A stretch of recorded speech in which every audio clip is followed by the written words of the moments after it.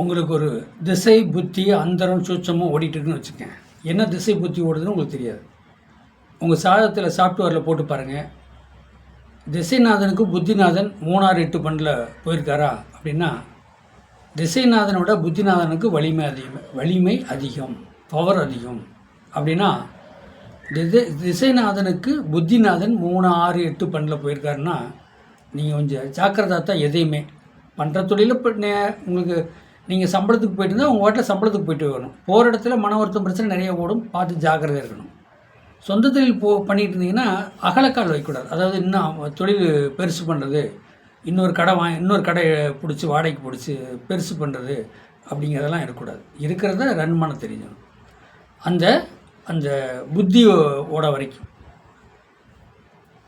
அதே திசை ஓடுது, திசை 3 6 8 பண்டில் போய் உட்காந்து திசை ஓடுது அப்படின்னா, அந்த திசை 3 6 8 பண்டில் உட்காந்து திசை ஓடுற திசைநாதன் எங்கே இருக்காருன்னு பார்க்கணும். உங்கள் லக்கணத்துக்கு 1 5 9 இருக்காரா, திரிகோணத்தில் இருக்காரா, கேந்திரத்தில் இருக்காருன்னு நீங்கள் தெளிவாக பார்த்துக்கிட்டு தான் எந்த முடிவும் எடுக்கணும்.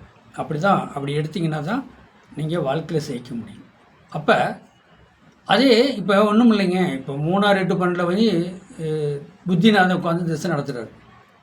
அதே புத்திநாதன் லக்கணத்துக்கு 9ஆம் இடம் 1 5 9ல் 9 கூடிய நட்சத்திரத்தில் 9ஆம் இடமாக இருந்துச்சுன்னு வச்சுக்கேன். இப்போ லக்கணத்துக்கு 3 6 8 பண்டில் தான் திசை அந்த புத்திநாதன் போய் உட்காந்துருக்கார். அப்போ லக்கணத்துக்கு 2 கூடையவன் 1 5 9 கூடிய நட்சத்திரத்தில் உட்காந்தாலும் இந்த சாதகருக்கு நல்லதே நடக்கும்.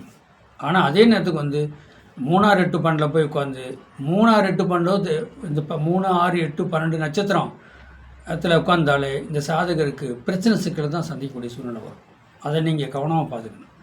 ஒரு திசை ஓடுது, புத்தி ஓடுது.